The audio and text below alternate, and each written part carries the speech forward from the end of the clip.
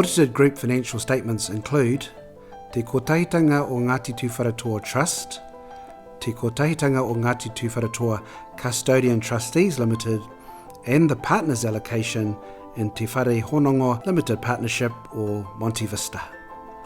The independent auditor's report from Dixon & Co. on pages 58 and 59 of the annual report give a clean bill of health on our financial statements. So what were the main sources of our income? Number one was our sales from TKNT Hot Pools, $570,000. Next was our lease fees from Taurewa Station and our other properties at $463,000.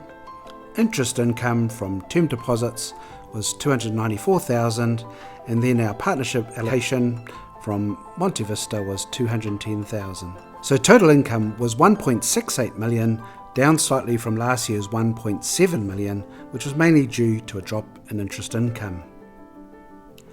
The breakdown of income shows these results graphically. 34% TKNT Hot Pools, 28% lease fees received, 17% interest income, and 13% from Monte Vista.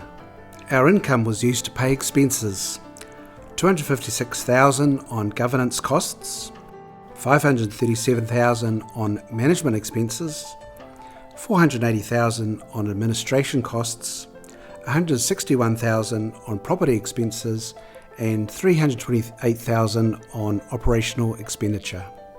There was a drop in expenses from $1.95 million last year to $1.83 million this year. Pages 61 to 66 of our annual report shows in detail how the income and expenses are tracked.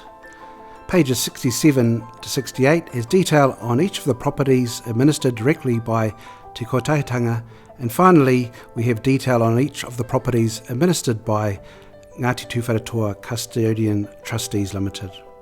You can read these at your leisure.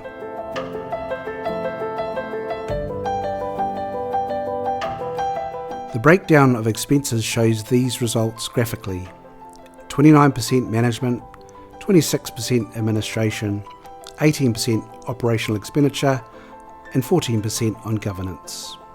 The trust had a loss before taxation of $168,000. Tax paid loss for the year increased to $193,000 after income tax of $25,000. The trust approved a capital distribution of $1 million to Kawerau A8D Māori Reservation Trust.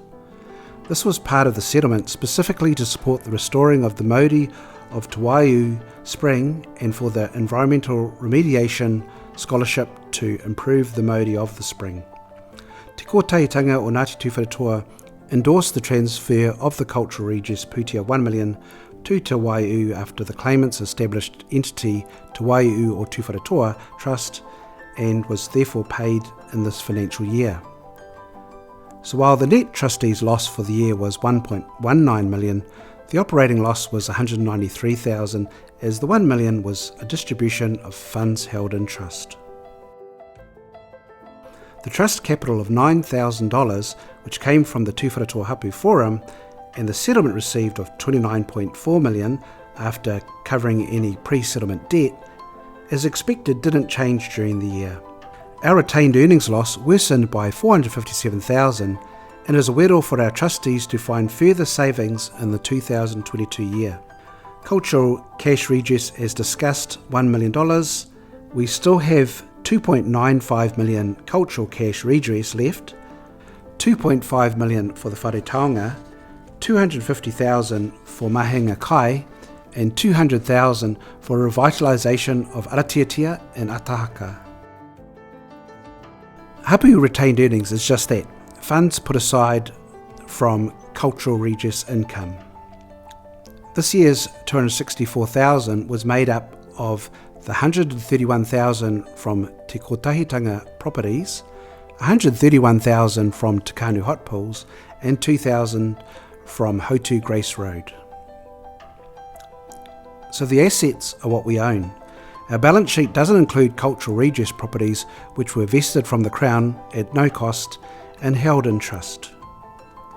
Bank and term deposits, $19.5 million, Taurewa Station, $8 million, Part Kariori Crown Forestry Land, $500,000, and related party receivables are the advances to Te Whare Honanga Limited Partnership or Monte Vista of $2.9 million.